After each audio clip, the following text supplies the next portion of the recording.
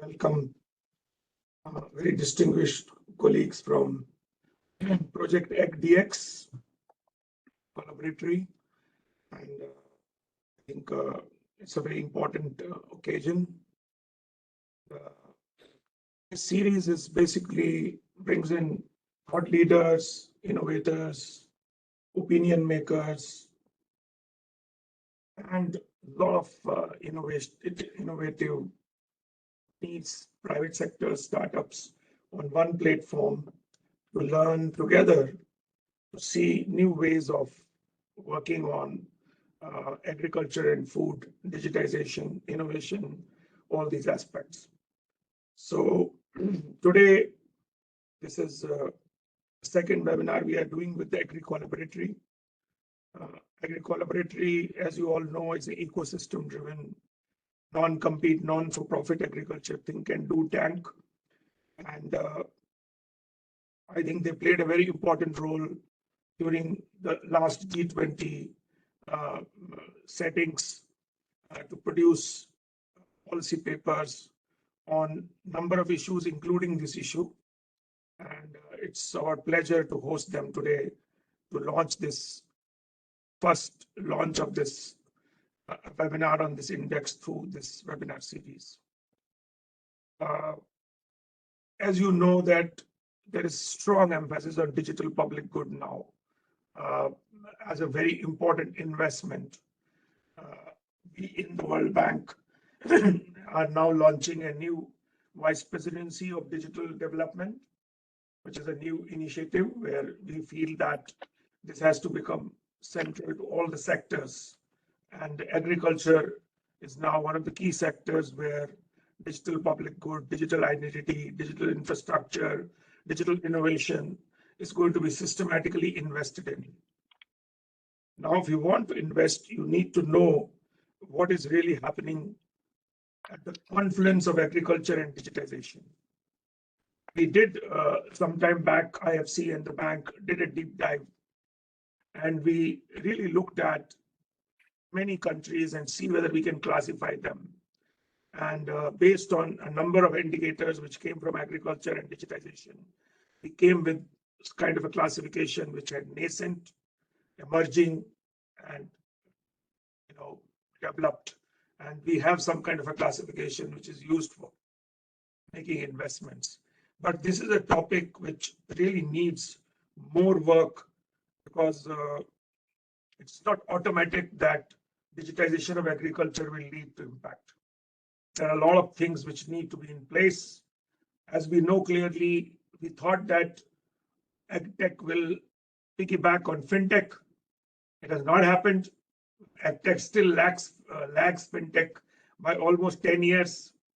And so it means we need to really see what are the essential ingredients into as whatever we are calling digitization now, and see that by developing a methodology, testing it, and looking at certain countries where we make systematic investments as we go forward. So we are looking at this as a very important contribution to our future investments.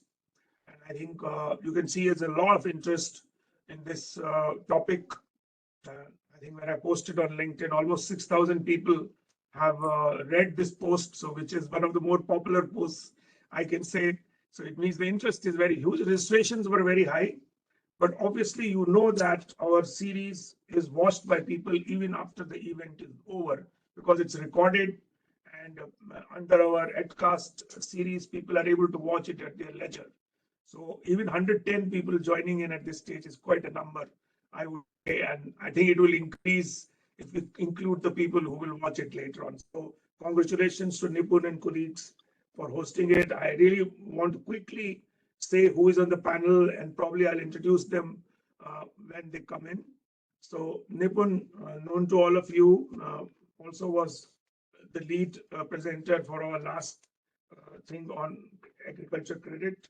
Nipun, everyone knows Nipun has a big career across private sector, and now working with governments and IFC right at that stage, advising them.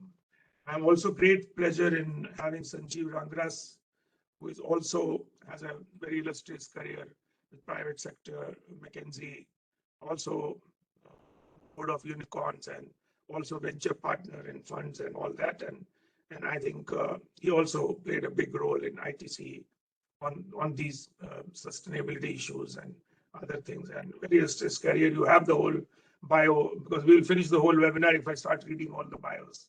So I will not do that.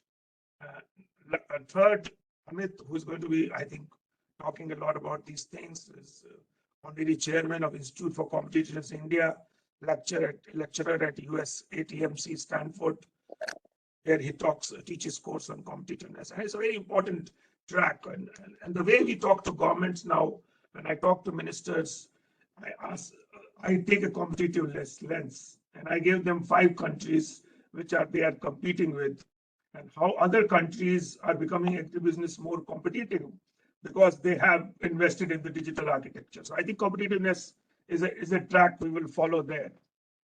And then I think our friend Jawu, we know Jawu is a close collaborator in many of things with us at IFC, and he's a consistent thought leader, emerging as a thought leader within the CGIAR system on the digital innovations, and he's doing very path-breaking research. And Jawu, warm welcome to you as well. And finally, last but not the least, Ram Dulipala. Last we met in Nairobi. I remember he's also someone in the CGI system who really has worked on digital transformation tirelessly before it became fashionable also. And so Ram, warm welcome to you, and look forward to listening to everyone on this. So I would now ask Nipun to start, and then also explain, the sequence which we will follow today. And all this webinar is being recorded, and all the people who are registered will get a link to this, so you don't have to worry about that part at all. And I think my colleague Sunil is going to put in also the link to all the other webinars. So if you have not watched our earlier webinars, please go to that link and watch them at leisure. We also did an open learning campus course on digital agriculture, which was subscribed by 6,000 people, and about 1,800 people are now certified under that course. We're going to launch a second edition of that course very soon. And a lot of people who are on this panel today, we will draw on you when we launch that course as well. Thank you very much. And over to Nipun. Thank you. Thank you, Parmesh. Can you hear me clearly? Sanjeev, if you can start presenting as well. Yeah, sure. All right.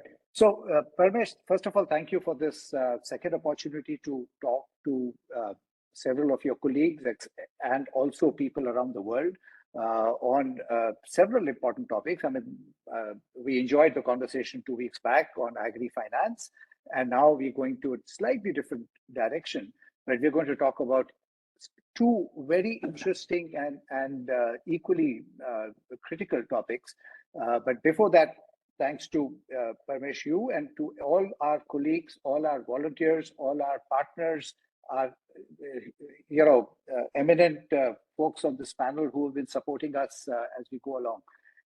Sanjeev, if you can move to the second chart with the agenda on it, I'll quickly talk about how we're going to run the next 90 minutes. I have moved it. Can you see it? I moved it. No, I'm not able to see it. Okay, but that's fine. That's fine. So we are going to, as I said, talk about 2 things. The first one is a digital index, and in the LinkedIn post we spoke about the need for a digital index, but we're going to spend more time talking about not only the needs but also the framework and how we think about a digital index. The fact is that if digital agriculture is so important, we should be able to measure it, we should be able to assess its impact. And the fact is that we do not really have a good index at this point in time. So what we started work on it about a year back, but what we are going to do today for the first time is to preview this index. It's designed for India and then scalable up to Kenya and to the global south. And Sanjeev, my colleague and co-founder of the Agri Collaboratory, along with Dr. Amit Kapoor and others, are going to walk us through that. The second big topic today is really the G20 policy paper that Parmesh referred to, which is that Ram Dhulipala and us and CGIAR and the Agri Collaboratory actually got together to write a policy brief, which has been picked up as one of the very important policy briefs for the actions that were recommended in that policy brief. And we'll talk about that. I think the points that Parmesh made were very, very pertinent on the need for digital public infrastructure for agriculture. That's absolutely relevant. And India has done some very good work in that arena in other areas, not in agriculture, but in several other areas. And we hope to use and learn from that experience and then try that for agriculture. Can we go to the next chart, Sanjeev? I want to, I know we spoke a little bit about the Agri Collaboratory the last time. I see a few new people, but I'm going to therefore spend maybe 2 minutes and very quickly walking you through a very, very high level view of what we stand for and what we are trying to do. Because the Agri Collaboratory is a very unique construct. It is a not-for-profit, it is a non-compete organization. By design, we don't compete with anyone. And therefore, we try and work with a clearly designed set of principles. Number one, unlike most agri players, our focus is the bottom of the pyramid: women, tenanted, small farmers. Number two, trust and transparency is the absolute core, is our fundamental currency to ensure that we work as an ecosystem builder across public, academic, and private entities, and use the collective capabilities of several organizations to make progress in agriculture. And finally, we try and prioritize our action, focus on accelerating action. We try and focus our attention on things that can provide impact. We recognize that this is a long journey, but focusing on impact and focusing on action is something that we are committed to do, right? And I must also add that we constantly try and straddle two different and diverse arenas, which is action research on the ground through our use cases and straddling that with policy advocacy to try and make sure that the learnings on the ground translate into national scalable action. Can we go to the next chart, Sanjeev? You'll see our core founders and our core team on this chart. Many of the people you probably know, but they have come together from a diverse set of disciplines and institutions. The next chart, Sanjeev. And on this chart, you'll also see our advisors, including Parmesh himself, who and several other personalities from different aspects of agriculture and the digital profession. If you go to the next chart, Sanjeev, I will very quickly talk about the fact that we have a two-pronged long-term ambition. The first is to help enable the Indian farmer to be sustainable and profitable.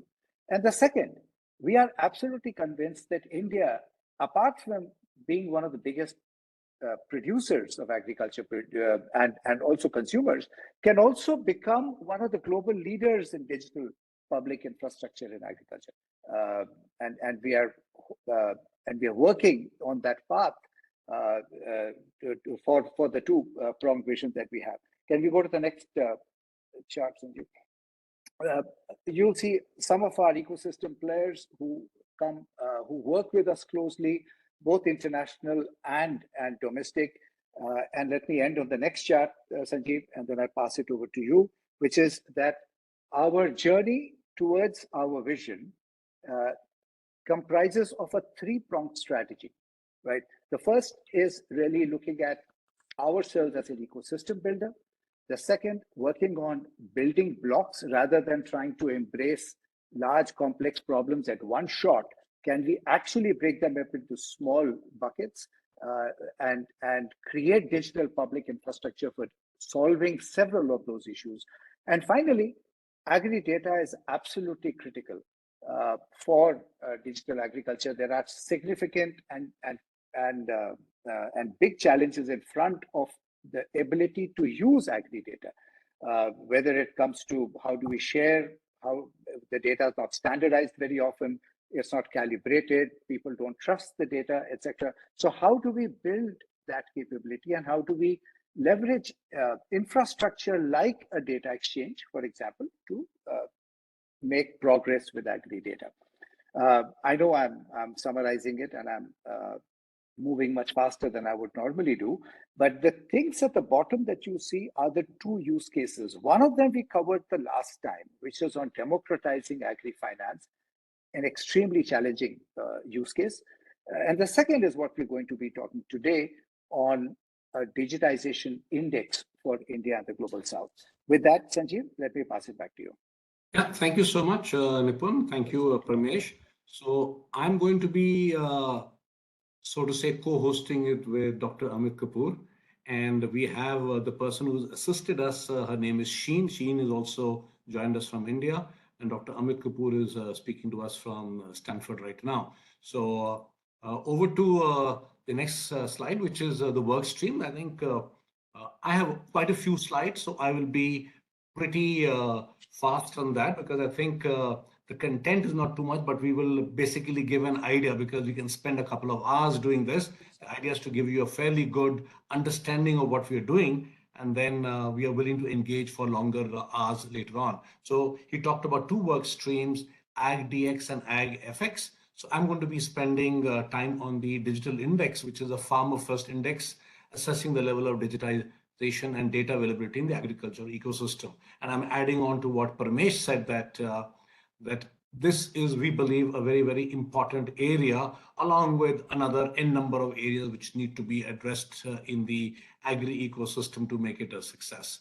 Then the partnership model we are currently following is we are the strategic partner, IFC with Dr. Amit Kapoor, he's a knowledge partner for us, and CGIAR is the domain expert who brings in the agri advisory. So I will request Dr. Amit to talk about so that people understand the context from where he comes in. Over to you, Doc.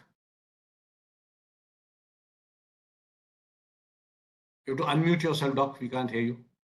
Thank you, Sanjeev. Good morning, all. It's a pleasure to be here. So very quickly, in terms of Institute for Competitiveness, we have been driving a lot of what I call indexing work with the Government of India, especially if you really look at some of the work in terms of, say, the ease of living rankings, which is with Mahua, or the Municipal Performance Index.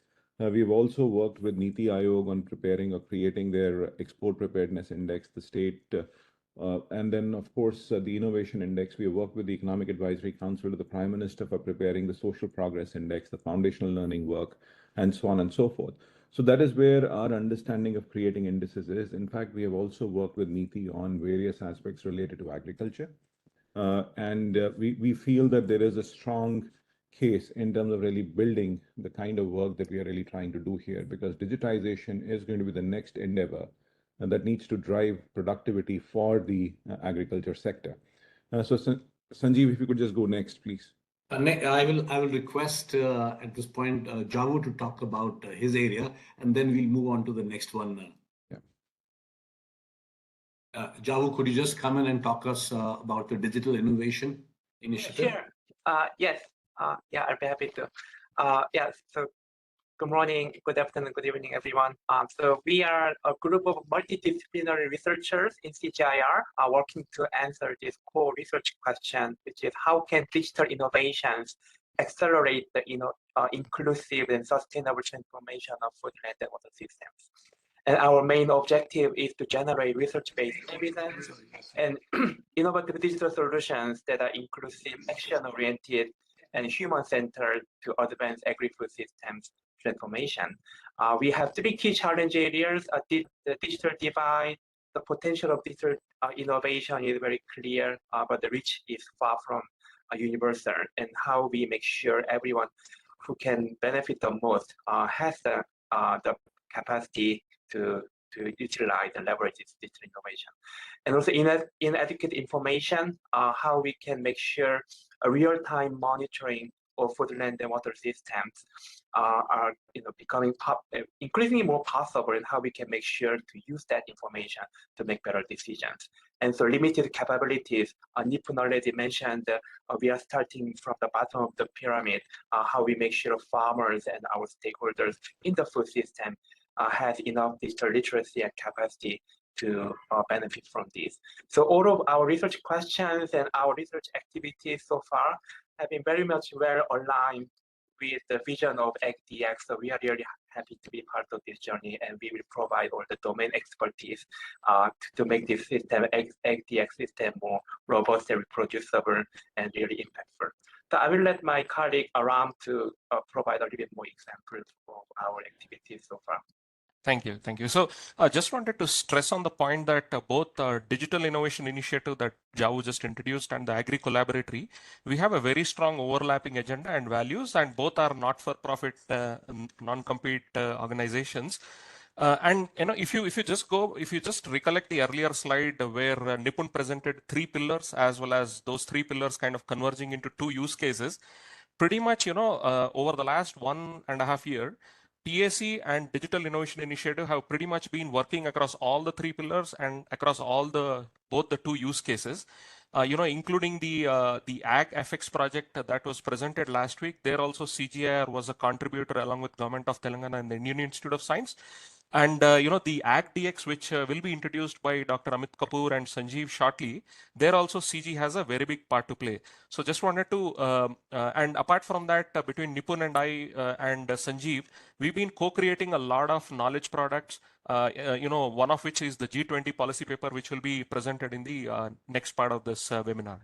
Thank you. You can proceed to the next slide, Sanjeev. Thank you, Ram. Thanks for giving that perspective. Thank you, Javu. So, Dr. Amit Kapoor, I think we'll move into the Ag Digitalization Index. So we keep interchanging between digitization and digitalization, but the emphasis on digitalization. So please don't misunderstand us when we use those words. So over to you, Dr. Amit Kapoor. So thank you, Sanjeev. If you really look at this whole idea, what we are really looking at is to understand as to how the performance of agriculture in various sectors is actually, or various locations is happening. If you really talk about India, I've always said that India is not exactly one big economy. You have to really look at it some parts of whatever it is. Like you have to understand what is happening at the states or what is happening at the district, because the sum total which makes India competitive. It is not that you have to just look at it as an aggregated view.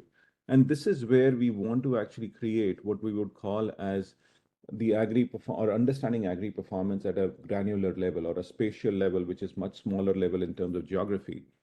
So the measurement of agri performance of a region is linked to what I call, there is some data issues that we are actually talking about, but there is a larger depth of things that is happening here in terms of understanding what happens across the value chain. And then, of course, as we really look at building this index, there is a huge positive that is going to happen, because right now, of course, there seems to be a data lacuna, but we are going to be able to create something substantial over a period of time. Because from a fundamental viewpoint, what we really understand is that the next level of productivity improvement in agriculture is going to happen through usage of technology. And when I say technology, it is going to be digitization here. Fundamentally, because the moment I'm able to look at the smallest level of geography and understand its challenges and understand the issues that are there, I'm able to create interventions which can actually have a huge impact. Because I think with the what I call green revolution that India has actually had, there has been a substantial impact that we've been able to do. But where is that next level of transformation going to happen? So that next level of transformation is going to happen from digitalization. And then, of course, the fundamental understanding again is that digitalization will help us understanding the data per se. We will actually be able to remove information asymmetries that actually exist, and this is going to lead us to build up what we would call as agri performance. And so that is what we are really looking at. So can we quickly move to the next slide, Sanjeev?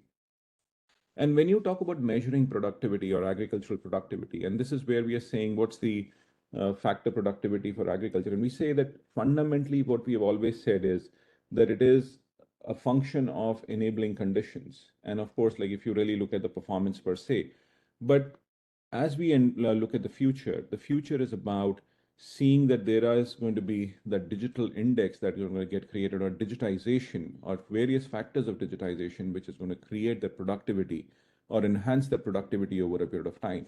There's a very fundamental point here that I'm coming from. Like we have always been obsessed with the idea that there is something called as a high-tech industry or a low-tech industry. there is nothing like a high-tech industry or a low-tech industry from my point of view. There are high-tech firms or low-tech firms. You can have such huge levels of technology play on agriculture that we have not even seen the tip of the iceberg. Say when one technology play has been, say, understanding how to use water and things, and now you're suddenly talking about other aspects which can actually be built here. So when we are really talking about measuring agricultural productivity and what are the factors which have an impact, we are saying that digital infrastructure, digital initiatives are going to have a huge impact on this over a period of time. Sanjeev. Thank you. Yeah, thank you. So basically, repeating that the core ethos is digitalization of agri-systems will be the key catalyst in transforming landscape, not only in India, but as Nipun said, Kenya and Africa and the global South. So this is just a pictorial chart of the entire value chain of the agriculture, and we believe that it can have an impact at every single node.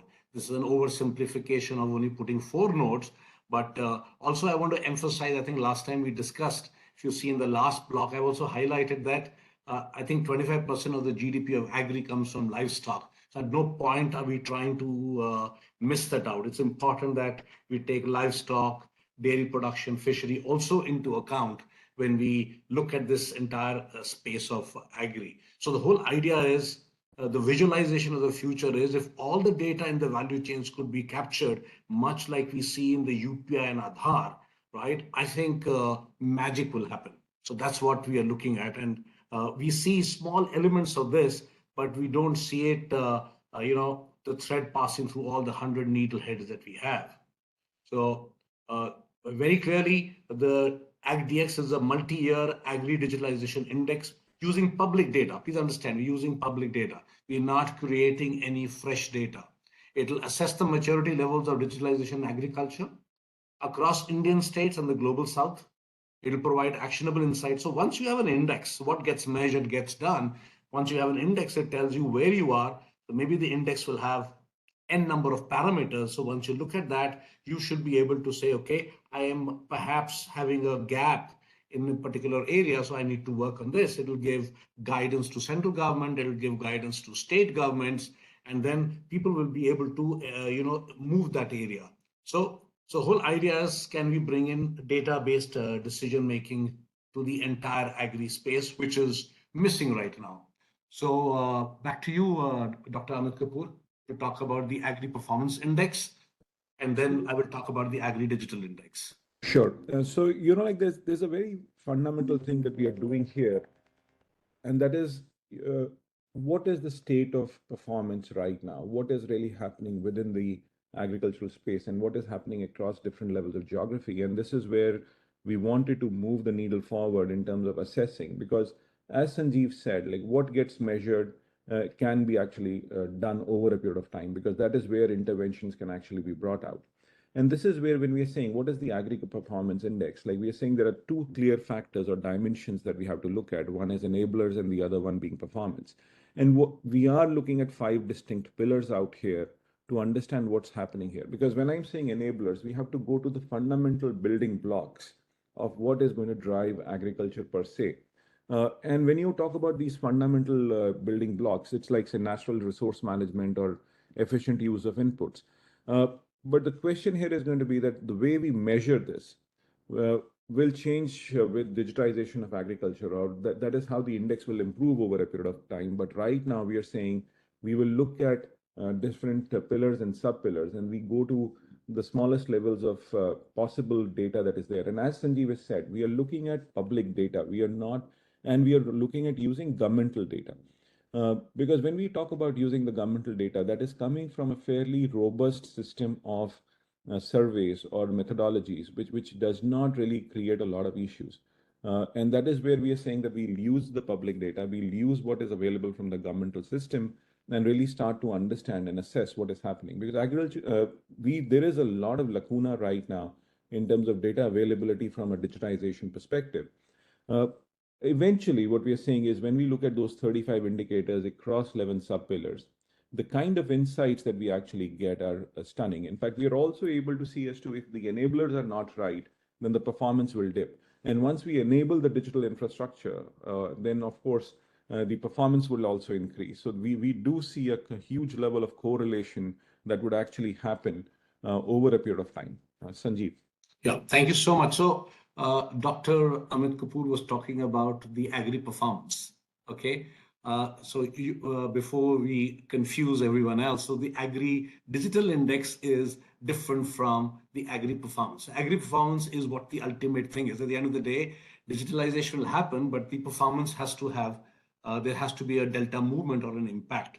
So we were looking at, so next few charts I'm going to talk about is we're looking at all the multiple areas and how we believe that each one of them could be impacted, much like the chart which I had shown in the value chain. So I'm not going to be spending too much of time, but just to let you people know that we are looking at every single area which needs digitalization in agriculture. If you want to enhance productivity, you need real-time data to allow farmers to optimize crop management. And some of us who worked in that area, we know that there cannot be one single solution for a particular year. Things change, weather changes. So we need to perhaps look at those aspects. Resource optimization, we talked about precision farming, cost reduction. So these are all multiple areas that, and not to forget the animal welfare, supply chain efficiency, right? How do we adopt technologies as the entire value chain we look at? Do we look at the value chain only at the farm end, or do we look at it from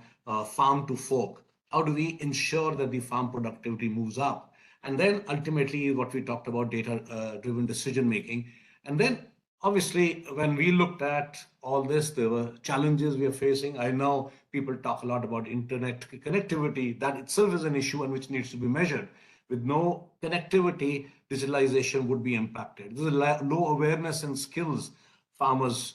There is interoperability issue. The data sets are so distinct and different that when I am saying X, someone is understanding Y. So the standardization is an area which we are, there's a big gap in the agri sector.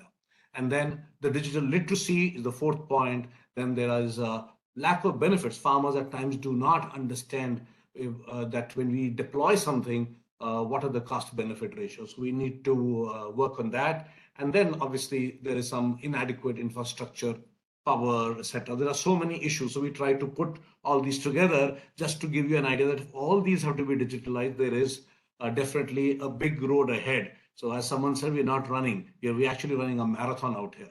So our dream is that we need to build a digital infrastructure for agriculture, which is source for all data related to agriculture, livestock, and farmers. And we believe that AgDx could be the answer. It is. So if someone asks me, are we completely clear what we want? No, we are evolving it, and we need people from all walks of life to perhaps aid us in this entire journey. So I will now spend some time on the Agri Digitalization Index, just to give you a flavor of what we are thinking of, right? It is a snapshot. It is it is not detailed the way people would want it to be, but we are evolving it. And then we will have the Agri Performance Index from Dr. Amit Kapoor. So what we are saying is that when we looked at this, what will we do? We'll identify key parameters which will impact both agri sector and the farmer. So we have to list it down, and we start listing down, there are n number of parameters. Then when we looked at data, the thing that came to us was, is the data measured? Is the data complete? Is the data digitized?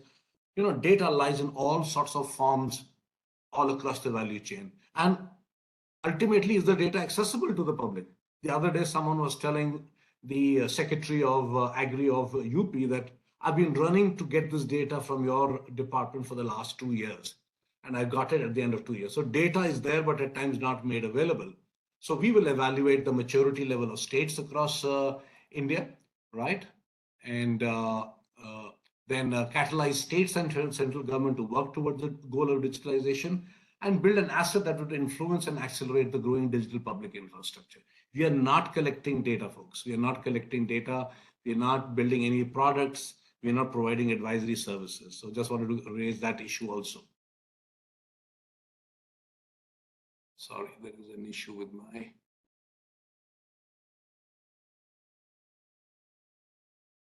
Okay, so what are the potential parameters to measure in AgDx? I'm just listing down, a few parameters which I feel that we need to measure. So digital infrastructure, under that there is internet connectivity, mobile network quality, farmers' digital literacy, data connectivity, e-governance in agriculture. So these are 8 parameters on this page, and then we have another 6 which we put across as our first round of brainstorming as to what sort of data would we want to measure. So this would perhaps give additional input to Dr. Amit Kapoor to be able to enhance the agri performance across India and across the global south.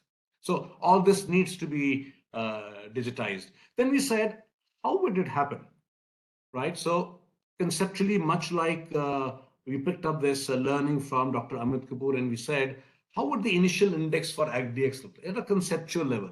So at a conceptual level, assume that we have only 7 parameters.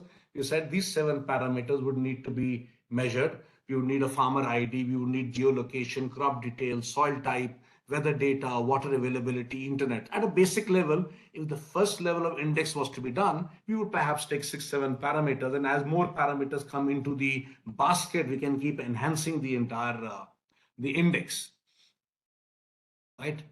So then what will these indicators and sub-indicators do? So let's take an example of soil. I think lots of people on this forum would understand soil. So I would need to know the nutrient content, the soil pH, the organic matter content, soil type, soil texture, soil depth. So if I understand all these things, then I'm able to perhaps give a far more focused advisory to the farmer.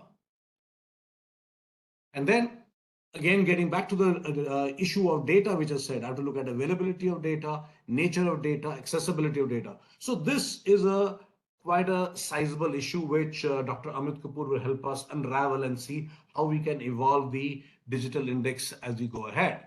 So just to give you one more small example of soil itself, we look at level 1 indicator, level 2 sub-indicator, level 3, the constituents of sub-indicators. At the end of the day, I need to know all these details for data to be valid, for the data to be used. I will need to know all these parameters. So the task ahead is there. I know there's a soil card, there's all those things, but I need data in this fashion to be able to give advisory. Yes, in the initial phases, few parts of the data would come in, but that is how we will evaluate various states, various districts as to who is being able to generate data and being able to make it available to all of us.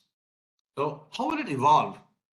So we will compile and refine a comprehensive universe of factors influencing agriculture, then focus on a select set of factors that have undergone digitalization. Then it will require collaboration from all of you, all people on this, from various other entities. How do we standardize, point number 4, diverse data elements in the agriculture value chain? So that when Ram Dhulipala from Nairobi says he's talking X, I'm understanding X, and we're not talking in different languages, right? So requires a multi-year, multi-party commitment to navigate the complexities of the agriculture sector. I think Parmesh did talk about it. It's a complex subject and not made as much improvement. He said a decade behind fintech. Yes, indeed, we are a decade, if not more. So, and as I said in the last point, the journey towards AgDx is not a sprint, but a marathon. So I will now request Dr. Amit Kapoor to talk about agri performance, so agri digitalization would aid in the agri performance. So over to you, Doc. Yes, so thank you, Sanjeev. And fundamentally, like what we have been saying is that eventual goal for us is that how do we improve the productivity of the farmers? And so what the agricultural digitization index helps us or understand that data helps us is understanding how performance of a basic agricultural guy is going to improve over a period of time. And that is where we are saying that this would feed into the agri performance. Or we will also try to understand as to how digitization is impacting performance over a period of time. So methodologically, we wanted to keep this separate in terms of understanding the impact as well. Because otherwise, if they were just plain data points within the performance index, then we will not know as to what is the kind of effect that is happening. So this is where we wanted to look at it differently. And then, of course, this is the framework that we had. But we looked at this data on performance, and we wanted to just share very quickly as to how the thing looks like. If you just look at the simple data that is available right now on various parameters across the states in the country. We just wanted to share that with you. So this is where we looked at 28 states. We looked at public sources. Of course, there is a lot of data frequency. There could be some data which is available annually, which is available at a much shorter time period as well. But we look at stock and flow indicators. But the time frame for this data, as we are presenting, is 2017-18 to 2021. Of course, any index for that matter, as you would know, comes with a bit of a data lag, but it does give us a very positive insight as to what needs to be done. Sanjeev, next one, please. Very quickly, in terms of what are the kind of indicators that we are using out here. On water, we are actually trying to understand area under irrigation, growth in area under micro irrigation, stage of groundwater extraction, etc. So you can go through these indicators in the slides, but I really wanted to just give a fair view in terms of what these indicators could be. This is again what we are saying, talking about, and there is a huge challenge that we really talk about water. Why are we really wanting to talk about water? There is a crisis of sorts. There is a civilizational issue that we are really talking about, because that is why we need to look at water. We look at, say, fertilizers consumption, because there is a very simple U-shaped curve, as I would see it. Like there's a positive point at which you should really use it. Less or more is always going to have an impact, which is long term. So start using these sets of indicators and really try to get those insights. So next, Sanjeev. And this is where we talk about labor productivity, output and diversification policy. So this is the set of data that we've looked at. And now I'd just like to show you the results here in terms of how it looks like. And remember, like this is what we have done for India. This is something which is so replicable across the world. I am able to see as to how performance is happening across the world, and even at a smaller level of geography. We can actually go to something like a district level or a county level, or even smaller, as we are able to go to more granular data. But right now we just did this analysis for the states, and what we are really finding here is that there are states like, say, on the scores, we see the states of Rajasthan, Uttar Pradesh, and say Gujarat or Maharashtra, which are performing well, because for the resources they have and for what performance that we are really seeing, that those are the states that are performing. And very surprisingly, sometimes we think that states like, say, Punjab, which were the center of the Green Revolution, they have become laggards over a period of time. So this also tells us that there is a dramatic need to change the way we are looking at things, at least in Punjab or Haryana. So this also gives me those insights. So on the ranking, so if you really look at the large states, like Telangana performing one of the finest or whatever, which is supposed to be one of the most difficult states for agriculture as well, from a climatic viewpoint. But we do see that there is a whole huge stack up on states. And this was what tells me from a policy perspective is it can actually aid me in terming as to what kind of policy impetus has to be provided. So this becomes a very important tool as I look at it from an investment point of view, from a policy point of view, and gives me some stunning insights. So just very quickly, these are the numbers that are there. We will start moving deeper into this as we go along, go to a smaller level of geography, and possibly just replicate it across the world in the global south. Over to you, Sanjeev. Yeah, so for each of those parameters which we talked about in the previous slides out here, so we have details as to how does each state stack up, and those details are available. Just because of the paucity of time, we are not showing that. Otherwise, all possible details are available, and it has been done, I think, keeping the one of the best methodologies and highest standards. So it is all completely transparent and available for people to use. So I think at this juncture, I would request Javu, Parmesh, and Andrea to please come and help us launch formally this AgDx leading to Agri Performance Index. So do we have Javu, Parmesh, and Andrea on board? Can I hear your voice, please? But request Parmesh and Javu. Andrea is not on, Sanjeev. Okay, so Parmesh, are you there? Yes, I'm there. Can you hear me? Yes, sir. I just need you to say cut, and then I will move to the next slide so that we have formally launched this. Thank you so much, sir. Thank you, Javu.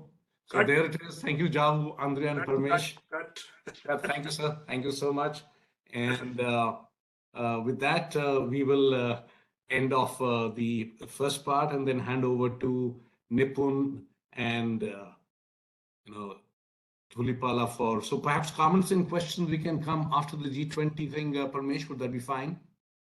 Nipun and I have been talking about it. So I think we thought we'll do it before and then go to the G20 because it will then become, because these are specific questions on the index. So Sure, sir. better to do it beforehand. Sure, sir. Okay, so there are a series of questions, Parmesh, but go ahead, please. Yeah. sure. So I think the most importantly is that I think the complexity, if you bring complexity of agriculture and complexity of data digitization all together, the scope of this becomes so huge that it becomes incomprehensible. So I want to have one question on the scope part of it. Is it done in a modular way, or is it done in a way that unless you have the whole thing there, it is there? Second question, there are whole sort of suite of digitization initiatives happening, agri data stack, digitization of all crop cutting experiments and all. And I don't believe, Amit, that the old way of doing survey had a lot of deficiencies, and that data has still problems there. So we need to find some other ways of using the digital kind of digitization of this data and this crop cutting experiments, and use a lot of AI and other kind of techniques to really do this better rather than follow the conventional. And we have been having this problem with ease of doing business work, which has been disputed by a lot of people and all that. So that even any index runs into dispute on methodology at one point of the time. So I think this is important, the scope part. Second is, how do we make it contemporary to use the existing developments in digitization in agriculture? And the third point is, we are not in a vacuum.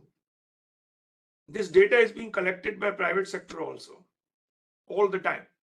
So if we're going to have an enclave only public sector and have nothing to do with private sector, who is going to use this data? Are only the government going to use this data, or the World Bank going to use the data? We are increasingly relying on private sector to also input into the data architecture, so that it is now sourced from different sources, and like this digitization of soil data, soil maps, earth observation data being brought in. So it's multiple data sources impinging on data and then making it more rigorous. So the three questions which I think I would like you guys to react is the scope question. The second is this question that how do you take into account the digitization of agriculture, which is happening through public investments? And then how do you interact with private sector there? It's very important. These three questions you need to, when you are designing something, and if I have to go and sell your index to another government, I have to be convinced about these three questions myself before I can go and sell it to anyone. Okay, so I think we should break a little bit here. I think you have explained a lot of questions. You're responding to the questions in the chat already. So I think there are good questions, clarification questions there. Let's take these three questions, and then we see where there are other issues which are coming out of the chat. We can take one more round of questions, and then we'll go to the G20. Over to you, Nipun. You can decide how you want to handle it in your team. No, I'll jump in as well, Sanjeev, if you wish. But Sanjeev, Amit, why don't you go ahead on the questions that Parmesh raises on the three parts? Yeah, I think on the modular part, let Dr. Amit Kapoor respond, because that's exactly what he has done with the performance index. So over to you, Doc. So I think, these are very, very important questions, and we really need to actually understand as to what we are really doing here, or what we are trying to do, and how we are really trying to incorporate some of the ideas that Parmesh is saying. So one is, of course, clearly we are looking at a modular approach in terms of saying that can we really understand what is happening in various sectors, etc. And we are looking at that approach for a simple reason. It actually helps me in building the right index over a period of time. And it also helps me in understanding if there is that data gap, if there is that data is not available, then how do we really go about doing it? Because should we just say that there is just a perfect index or whatever? This is an evolutionary exercise from my point of view over a period of time. And then, of course, there was this very important question that you did ask, and that is, should we not use the private sector data? Absolutely, we should use the private sector data. I don't think there is any reason. But when I'm saying that right now we've just used the governmental data because that was something which was available across the spatial landscape when we were doing this performance index. We need to and we should look at data from the private sector. And the question here is going to be that how do I use sophisticated methodologies, as you said, AI or whatever, can we use that to really extrapolate it to various sets of locations, regions, or getting those insights? Because the moment we get to the smaller level of geography, you will need some very, very penetrative localized data to really make that assessment. So it becomes important that we actually do it. The only thing that, and this was again when I said that I'm using the governmental data, is in terms of like how we have done that exercise for the government of India. I'm not, since this is an index which is outside that purview, there is always a and we have to really create that positive impact. And there are multiple players who have to be impacted. It becomes exceedingly important that we look at other sets of data as well. Over to you, Sanjeev. Yes, and I did see some questions about Agri stack, etc. Yes, I don't think the attempt is to do everything, again. So whatever data is there in the ecosystem, and I think Parmesh, you did raise a valid point that the factors are, n factors. So when we first sat down, so it actually, I was unable to, even comprehend. So the idea is, can we break it down into smaller parts and try and perhaps build a priority set which we would like to focus upon, which would then have an impact. At the end of the day, there's no point doing it unless it does not have an impact on the agri performance and ultimately an impact on every plot of land and in every village, in every district. That's what the ultimate aim is, that if the focus is the small tenanted farmers, at the end of the day, he or she has to make money. It can't be an exercise in isolation. So it is, to repeat, it is modular. It will look at smaller data sets. Do we have answers to everything? No, we don't. And the question you asked about the private sector data, I think Nipun would be a good person to respond, because there's a visualization of a data exchange where all data. So for example, you and I go and get a blood test done, and we have 10 companies, Path Lab, XYZ, and then we take a call which one to use, but data should be made available. So there are multiple organizations who could have that data available for various soil sets. The government data is there. Others could also be available and allow the users to perhaps, pick up what data they want, right? Which should also encourage, because a lot of private organizations have been speaking to a lot of startups and they consider this data to be an intellectual property. But if someone is saying that I'm going to use and pay you a small amount for any innovation or do to use that data, perhaps people could be encouraged to share the data on a common data exchange. I think, Nipun, you can perhaps talk about the bigger aim for the Agri Collaboratory as to how do we build this entire digital public infrastructure and goods. Thanks, Sanjeev. So, Parmesh, if you recall the last time, we spoke about one particular use case, which was finance, which itself is a very complex use case, as you had highlighted, which we are attempting to work on using data. And the data is both public data, government data, private data, etc. And of course, the data exchange, as Sanjeev said, can play an important role in that, because the question when you're trying to work on a particular use case is how do you aggregate the data at high speed and at low cost, right? So that you can actually serve the small farmer. Now, when we talk about this index, the index in our head is only a way to assess and assess at three levels: the availability or the penetration of digital agri practices in a particular area. Second, being the maturity levels. And the third, finally, the impact, which in some ways is the performance index that Amit and Sanjeev spoke about, right? Are we actually seeing an impact at the end of the tunnel, etc.? So when you're looking for an index like this, we should use any kind of data that's available, as long as it is in the public domain, as long as it is not primarily source surveys and information gathering, etc. And finally, we recognize that data is an issue. But in many, many ways, and I've said this so often, the absence of data is a huge call to action in a particular area, Parmesh. Right? So if you've got data on a parameter in 25 out of the states, why don't the last 4 states have that data? That question itself, it becomes a black mark or becomes in the index, it becomes like a absence of data, right? But that itself will spur us to take action. And as we go along, data will become available, will become better quality, we'll start to trust the data, and we'll start to use the data in different ways. But I believe we should definitely work on the private sector contributing to this in a big way, right? Most of or a lot of the private sector data is not publicly available, right? It can be made available at charge for a particular use case, but that's a different kind of a application of the data set. Anything else, Amit or Sanjeev, you wish to add? Yeah. The only other point I wanted to tell Parmesh that since I work in the startup area, there are times when people have visited the same village, 5 startups picked up the same set of data, same thing. So I'm saying there's a lot of almost 50 to 60% of the money or the cost is being spent on doing basic, surveys. So whether you're an agri advisory, whether you are looking at the harvesting side, whether you're looking at the storage side, everyone visits the same village and collects the same set of data. So there may be multiple advisory companies. So the idea is that could we make one pure set, so to say? I know it is utopian, Parmesh, but idea is that at least there's a dream that if you can do that.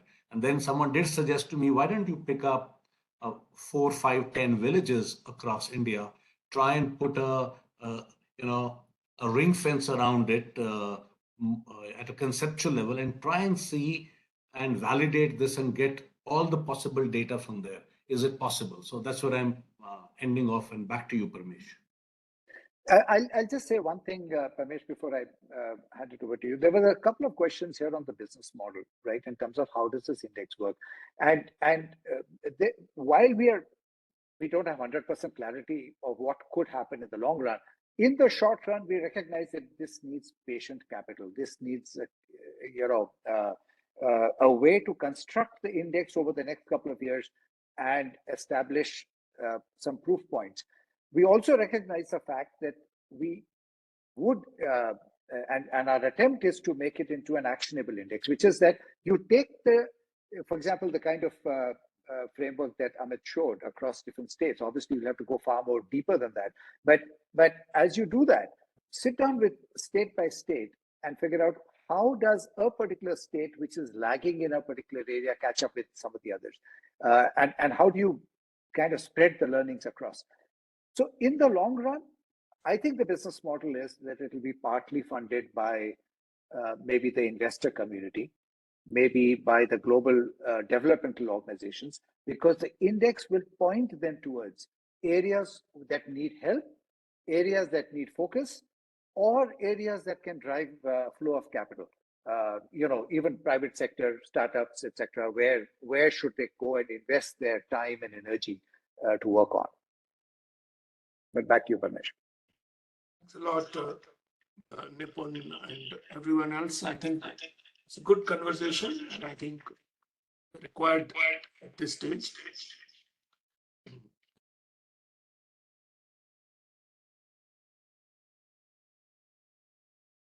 Sir, you are muted again. We can't hear you.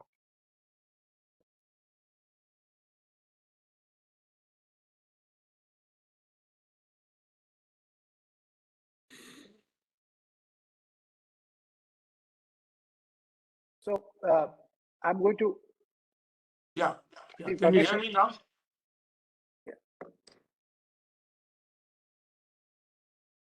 Yeah. Can you hear me? Can you give me a yes? No? Yes, we can hear you.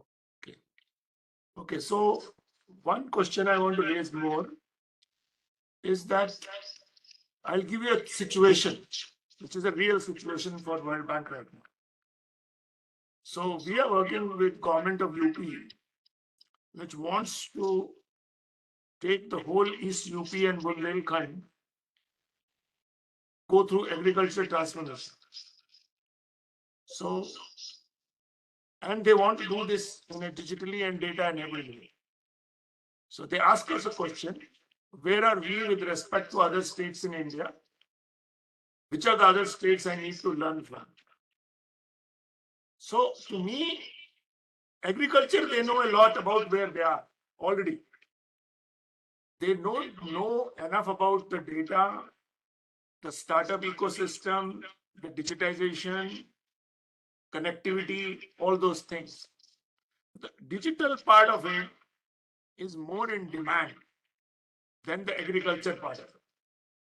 Now, hypothetically, you want to now show the impact of digitization on agriculture. I understand that. But I think that right now the demand is on developing a neat index for digitization of agriculture and show the performance across different states. If you bring all the agriculture under the sun under that, the demand for that product is not there right now. How do you respond to that? Just respond quickly and we go to G20. So, Parmesh, just a quick question. I think that's an important thing. The question here is going to be that we can do a digitization index, and we have really talked about it. The challenge right now for us was that there was no data that is available. If the government of UP says that yes, the data is going to be made available, these are the indicators, it can be really curated very quickly. And we can also say, as we said in the beginning, that we are able to even see as to how performance is improved over a period of time. So that is where it is. So if we get the data, if you look at the Bundelkhand region or whatever, even say all the 70 districts in UP, we can even say as to how these initiatives are actually improving productivity at these locations. And you are actually going to see results, say, within the next 1 year or 2 years itself. So you can actually do that longitudinal body of work on agriculture, because with 2 or 3 crop cycles, I'll know what is the kind of change that has happened. But this setup can actually get created fairly quickly as well. We have these indicators. Let's start working on collecting those and start seeing how things are changing. So definitely possible. So when we work on this roadmap for UP, we will bring you in that conversation and see if you can do a proof of concept for within of an investment. So because investment case is very clear, they want to invest about $30 million in a data and digital platform, but they don't know what to focus on, what to invest in, and which are the building blocks for that. And I thought we will have a whole group of other consulting firms also working on this, because we have developed this digital roadmaps in many countries with BCG earlier. So I think we need to bring this thinking into that roadmap discussion at some stage. So I think that's something practical we can do when we go forward, which will allow you to test this whole methodology for a country and a region of a country as such. Because so fine. So Nipun, I'd hand over to you to go to the G20 part of the conversation. All right, thanks, Parmesh, and it's a good point at which we transition, and I'm going to request Ram in just 1 second. But if we look at the AgriDx as a digital public good, Parmesh, right? There is a need for an index, as you just pointed out, in East UP, but we do not have an ability at this point in time to create an index or use an index that's available. Right. So therefore, there is a need for a public good or a public infrastructure that can actually allow a state or allow at a national level to look at a crop and say, how do I work? What's happening in Telangana versus Assam, as an example, right? So that brings us to the broader topic of digital public infrastructure for agriculture, which is what we're going to talk about over the next maybe 15 minutes and then throw it open. I recognize it's a complicated topic, Parmesh. So if you suggest, we can also kick it off here right now, but then take it on to a separate session at a later point in time with your advice, Parmesh. But over to you, Ram. Sure. And Nipun, am I audible? Yep. And Sanjeev, I would need your help to run the slides. If you can go to the next slide. Thank you. Just a bit of a background and TSE and digital innovation, specifically Nipun, I and Sanjeev we've been tracking specifically the agri-stack efforts of India starting from mid-2022, right? And over the course of last 1.5 years, we've put in a lot of time and effort, and we've created a lot of body of work, which has kind of culminated into this particular policy brief. So just a quick background. So somewhere in November 2022, we convened a workshop where we also had the pleasure of Parmesh being there and delivering a keynote address there. The idea there was we really wanted to understand, India has this very ambitious plan to create this platform called AgriStack, which is sort of a digital public infrastructure. And we kind of were thinking that, okay, one of the key building blocks of an AgriStack definitely has to be open data, a data that is already existing and sitting with the government, right? So we convened a workshop, and we really were trying to debate in that particular workshop as to, okay, the challenge with the AgriStack approach is it's probably, end of the day, you don't build an AgriStack just because you want to build an AgriStack. You want to enable use cases. So what we tried to do in that Delhi workshop was we tried to understand, if you want to enable different use cases across a spectrum of, say, be it agri credit or be it advisory, what sorts of data sets need to be kind of become part of the building block of, my apologies, need to become part of India's AgriStack. So we had a very comprehensive discussion, and we were able to bring out this particular report, again in collaboration between CGIAR's Digital Innovation Initiative and the Agri Collaboratory, where we identified 7 key principles that are critical for mobilizing open data, which could power India's AgriStack, right? And as luck would have it, the budget speech that the Finance Minister of India gave in 2023 in February, the finance minister coincidentally mentioned that India would be investing in creating a digital public infrastructure for agriculture. So what Nipun and I did was we kind of combined some of our learnings from the paper we did of the 7 principles, and we converted that into an op-ed. And then we also started interacting. So Nipun and I and Sanjeev, we also started interacting with people like Dr. Pramod Verma, who is also the architect of India's Aadhaar platform and UPI. And that has actually culminated us into producing this G20 policy paper that we will be presenting shortly. And thankfully for us, the policy brief which we submitted has been shortlisted amongst 300 policy briefs for a special edition. So we've converted our policy brief into a sort of a book chapter,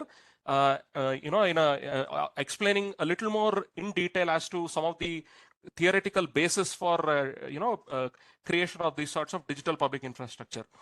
Could I request you to go to the next slide? So yeah, so coming again, I think this is a topic that's already been covered by most of the speakers. But very quickly, agriculture today is confronted with competing challenges. On one hand, we really want to raise the incomes of the farmers, but at the same time, there is also this global concern around the environment footprint of agriculture, right? So agriculture has any agriculture developmental efforts has to very finely balance both these sort of competing challenges. And that is where I think digitalization of agriculture offers us very unique opportunities. And one particular characteristic of the digital revolution of agriculture, which is very different from some of the previous green revolutions, is that a lot of the previous revolutions in agriculture were basically on farm. They focused on improving productivity on the farm. Whereas what digitalization affords us is an opportunity to create innovations all across the agri-food systems value chain, right? So typically, you will see a lot of e-commerce, a lot of digital agriculture supply chains, a lot of finance enablement, a lot of e-extension and network building, so on and so forth. So the potential that digitalization offers is really enormous and very different from any of the previous revolutions in agriculture. Can you go to the next slide? But then, yeah, it's all great. Digitalization has the potential to radically transform, but how do you provision these digital agriculture solutions, right? Now, globally, if you look at how digital agriculture efforts are kind of getting provisioned, the challenge is if you start creating digital ag solutions as full stack implementations, if these full stack implementations are totally driven by public sector, that is government or subsidiaries of government, build the stack, create all the services, roll out the services. Some of the challenges that plague this sort of public sector driven DA are typically, these are largely top down approaches. And we all know most public sector implementations suffer from poor implementations, very often do not have a great user experience. But the positive side of public sector driven digital agriculture efforts is, if done right, you can really hit scale. You know, the classic example is something like UPI, which when done well, it has really achieved scale, right? Now, on the contrary, if digital agriculture implementations are totally private sector driven, that is, some few big, large private sector companies start investing in creating full stack digital agriculture implementations, and if they are the ones implementing it, now they are traditionally known for being very good with customer centricity and giving good user experience. But the challenge is they will be driven totally by profit, and there is a chance that their solutions are only cater to the farmers who can afford to pay, and therefore, without realizing it, they will exclude the small and marginal farmers who could probably benefit more from digital agriculture solutions, right? So essentially, our G20 policy brief argues for a public-private partnership model to implement digital agriculture solutions, wherein the PPP mode could basically help us achieve scale without compromising on the social objectives, that is inclusion and being able to provide services for the small and marginalized farmers. If we can go to the next slide. Yeah, so this is where the whole DPI thinking kind of comes in. So we proposed in our policy brief that this sort of a digital public infrastructure approach epitomizes this PPP approach, which we are recommending, wherein in the PPP approach, the equity, the social objectives of equity and inclusion need not be compromised while incentivizing private sector-led innovation, right? So this is sort of the model that we are kind of thinking about.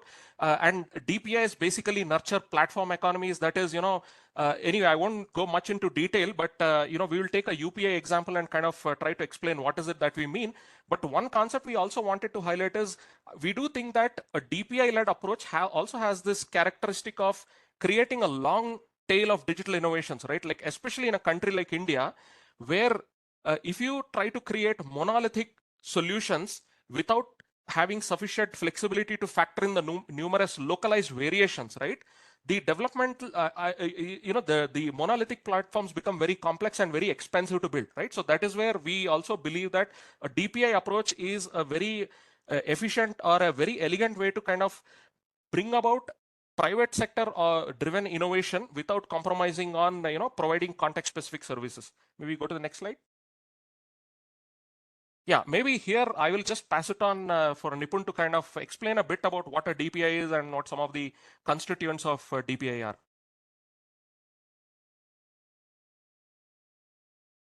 Nipun? You're muted. Sorry. So thanks, Ram. So we have been saying for a while that some of the fairly complex issues in agriculture actually do not lend themselves to a monolith, large platform kind of an approach where you create one mega solution which can take care of every problem, because the problems are frankly interconnected, right? And that's one of the reasons why decades pass and the problems still remain, right? And there are several attempts at solving them, but because they are monolith attempts, and because they are all encompassing and we aim for the moon in one shot, so to speak, we sometimes don't make progress, right? So therefore, it's better to take a step-by-step approach. Now, India has done good work in this space. So if you look at the definitions, digital public goods is nothing but a very atomic-sized solution, or atomic-sized capability that exists. It doesn't necessarily need to be a piece of code, but usually it is, but doesn't need to be. But it is a specific solution that can be applied for a particular problem, right? UPI, for example, all that UPI did was connect your bank account to your Aadhaar number, right? And mobile number and Aadhaar number to your bank account, right? So therefore, you allowed the money of the transfer of money to happen. And if you can keep the solutions at a very basic level and make sure that they are intrinsically secure, right? And do not violate data privacy, etc. Then you can take those blocks, add them together, and start to create real infrastructure which can solve real use cases. And that is what we mean by a digital public infrastructure. So several such blocks come together to form a DPI. And then as you go forward, as ecosystems get involved, as people come together to build these capabilities along with the government and private sector, etc., then that's the open digital ecosystem. Now, there is possibility, and the DPG doesn't necessarily need to be free, right? There is a cost involved. Somebody has to pay for it. We have to recognize that fact. And some of it may not necessarily be open as well. So some of it may be proprietary, maybe a proprietary building block that's sitting behind a large private sector's place, etc. So we just try to simplify the definitions of different terms that we try to use, which is a building block, a DPG, a DPI, and an ODE. Back to you, Ram. Okay. Sanjeev, you can quickly move to the next slide. I'll go a little fast in the interest of time. Yeah, so these are some typical examples of the DPI which have really been transformational. I think the India stack or the UPI story has been like one of the most famous stories of India, where basically the government, public sector invested in creating this massive digital public infrastructure called Unified Payment Interface. But most of the payment solutions are all private sector driven, right? And the beauty of the solution is I might be a Google trying to create a payment solution. So I can hook on to the DPI and offer my customers a payment solution. Or on the opposite end of the spectrum, I might be an entrepreneur working with, say, 100 farmers, and I'm trying to create a very unique payment solution, which is very, very unique and specific to that use case. And the requirement for them is so unique and so small that the likes of the Googles of the world will not even look at it because it's not viable, right? So that is where I, as an entrepreneur, can come in, create a solution without necessarily underwriting most of the cost of the heavy backend, right? So that is where I use this DPI. So these are some examples of how India has really been able to transform the space of financial inclusion using India stack. India has also done the same with the education space as well. Like if you know about this platform called Diksha, which runs on a DPI called Sunbird, built by the foundation led by Mr. Nandan Nilikani, right? So these are some classic examples of some DPIs which have been transformation in other areas. If you can move to the next slide. And in the case of agriculture, it's not as if we are starting from scratch. There have already been investments, some fragmented investments here and there, where there are already some DPGs that are already available. So as Nipun said it, what we probably need is some sort of an architecture to kind of pull all these DPGs together and construct some sort of a DPIs and also then cultivate those open digital ecosystems, which could then kind of create the use cases around it. So again, I won't spend much time and detail on these different DPGs. If you can go to the next one. Yeah, and this is the second last slide. So in our G20 policy paper, we have also listed some key principles that most of the G20 countries, as well as countries around the global south, which are grappling with this question of how do you kind of create that sort of digitalization of agriculture, and if they want to take a DPI way, we have tried to come up with some key principles on how a DPI for agriculture could be created.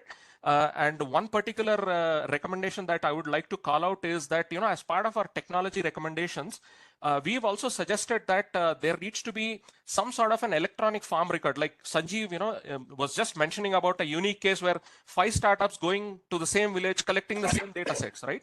So one immediate opportunity that we have is, why not create some sort of a globally accepted electronic farm record standard and incentivize all the different startups or the ecosystem players that, you collect data in whatever proprietary format you want, but could we incentivize you to also maintain that data in a certain format called EFR, electronic farm record, so that tomorrow when different players want to aggregate the data, they don't need to spend time and effort on sort of translating that data, right? So, I mean, again, taking inspiration from India's efforts around creating something called as electronic health record to make the health data, the citizen health data, interoperable across different hospital and healthcare management systems. Quickly, if you can move on to the last slide. So here, again, we have also given out a call to action. Specifically, our call to action is around 3 pillars. One is collaboration. I think an organization like World Bank or any of the multilateral agencies probably could convene task forces or create working groups, which could then systematically start identifying potential agriculture DPGs, which could be interoperable or reusable across different geographies. I think this is an opportunity that we have. Second, we also probably need a forum where there can be learning and knowledge exchange on DPI implementations, right? Like, for instance, India has already done DPI in the case of fintech as well as in education. Brazil also has done it in the case of fintech. So there is already existing global knowledge bank, which, we need not reinvent the wheel. Most of the other countries which want to take this path can learn from each other. Second big, this is, I think, now there is a lot of donor and philanthropic money going into agriculture, right?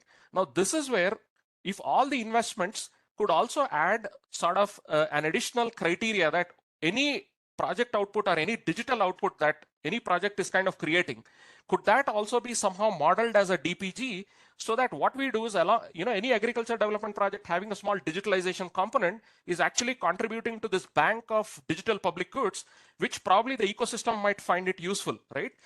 So this is another recommendation we have, and I think there's also an opportunity that we could co-create a lot of these DPGs and DPIs. So probably, we could create some sort of a lab where we really implement threadbare, a complete DPI implementation end-to-end, and make that sort of an experience center for policymakers and government officials. So this is another recommendation that we made in our call to action. And last, I think this is a new, okay, Nipun, you raised your hand. Why don't you take it up and finish the last one? No, go ahead. Why don't you finish one and then I'll come back. And the last recommendation is DPI is a very new concept, and DPI for agriculture, I think, is equally new. I think people will grapple with this idea and the nuts and bolts of it. So I think we also need some bit of advocacy and some bit of sort of familiarization amongst policymakers on what this really means and what this new way of doing digitalization of agriculture means, right? And all these essentially translate into pilots, concept notes, workshops, so on and so forth. So that would be my last slide. Nipun, in case you want to add anything. Yeah, I'll just say, and Pramesh, this is a complicated topic. It's a very important topic, so we're happy to spend more time on it at a different occasion as per your advice. But I'll just make one more point to add on to what Ram said, which is the fact that I think we must recognize the different roles that all of us can play, right? There's a starting phase where you actually conceive of a specific solution that could eventually become a DPG. A DPG doesn't start by sitting around a table and say, let's build a DPG. So it starts with something that has already been proven and successfully demonstrated. But that is where the private sector is very good at. And on the other end of the scale is actually scaling it out. So once you've got an established capability, like an EFR, if an EFR becomes successful and can be leveraged, then the government needs to play a very active role in scaling it, because nobody else can scale it, right? And the middle phase is where you are collaborating with the government, the private sector and the government together to prove the point of the proof of concept, the pilots, the testing, and things like that. And so there are different stages very clearly outlined. Sometimes we make the mistake where the private sector starts to think, sometimes, and even not for profits, that they can not only conceive a solution, but they can also scale it. And that doesn't work. And sometimes the governments start to take on the role of the private sector in terms of creating the innovation from scratch. And that usually ends up with a lot of grief. So if we can recognize the different roles that people play, I think it would be very, very efficient as we go forward and try and build this capability, Parvesh. But back to you. Thanks a lot, Ram and Nipun, both. This is itself is a topic which we could have done in a separate webinar. We have tried to combine the two things which require full attention. So I think just to let you know that as part of the new global challenge programs in the World Bank with the new president, there are 6 or 7 global challenges which we are working on. And one of them is on digitalization, in which this concept of investing in digital identity in about 79 countries, which is linking the kind of Aadhaar kind of model to others. Then there is a second one of doing digital farmer registration to create a farm identity in about 60 countries. Then geotagging the plots and locations using all kinds of things so that there is identifiable geography. And then the electronic farm record is also a part of that thinking.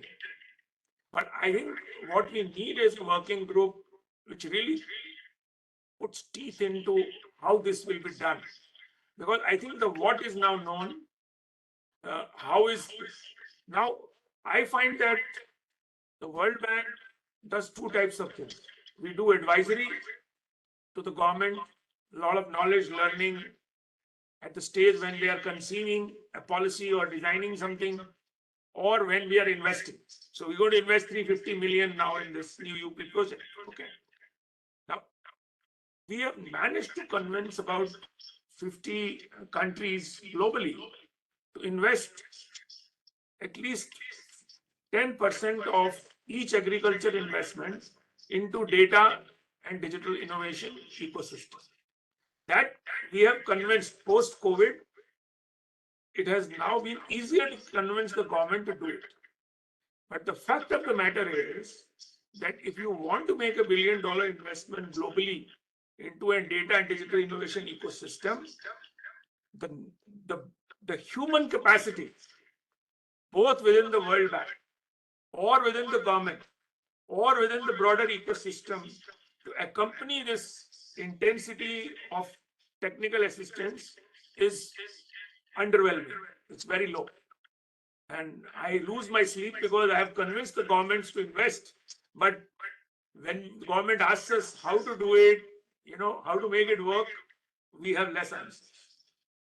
So I would say that let's pick some geographies and work together. I believe in not doing very big things. The concept should be big. There should be a theory of change. There should be a design. There should be a framework. But ultimately, we should pick certain geographies and demonstrate it. Now, what I like in UP currently with the current leadership is that they are making honest efforts on all fronts.